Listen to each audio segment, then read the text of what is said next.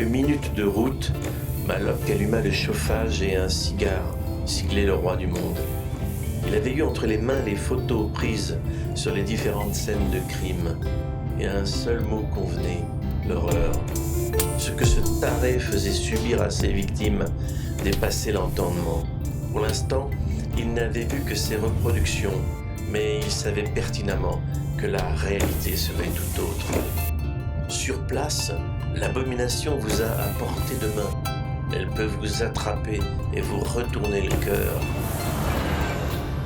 On était le 24 décembre. L'oxygène semblait chargé de microscopiques morceaux de beurre, flocons de neige si petits qu'ils restaient invisibles aux yeux des simples mortels, mais pas pour ceux de Maloc.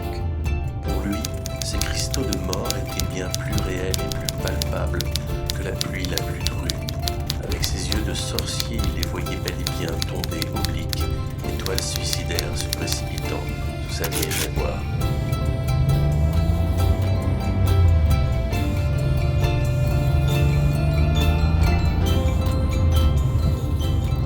De Saint-Mandé, Amédée fut accueilli par les lumières des cars de police et une forêt de gyrophares. À tout autre moment, ces remuements de couleurs chaudes l'auraient rassuré. Reflets orange sur le noir et blanc des voitures. Les collègues étaient là. Cette nuit, rien de tout ça. Quelque chose d'autre attendait Maloc. Le silence. Celui des morts et celui des vivants. Un calme d'une densité telle qui semblait ralentir les mouvements des différents acteurs de ce drame. Bras blancs trouvant l'arrière d'une ambulance, doigts tristes, de vieux flics se caressant le front, tiroir qu'on ouvre, photo que l'on regarde pour comprendre.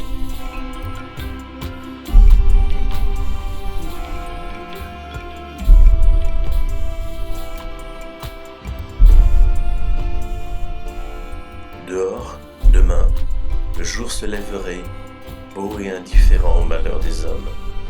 Victimes ou bourreaux, le soleil les réchaufferait de la même façon. Au fond de lui, Maloc entendit un léger bruit, comme un délicat mécanisme d'horlogerie qui se brise. Un jour, son cœur ne le suivrait plus dans son douloureux périple.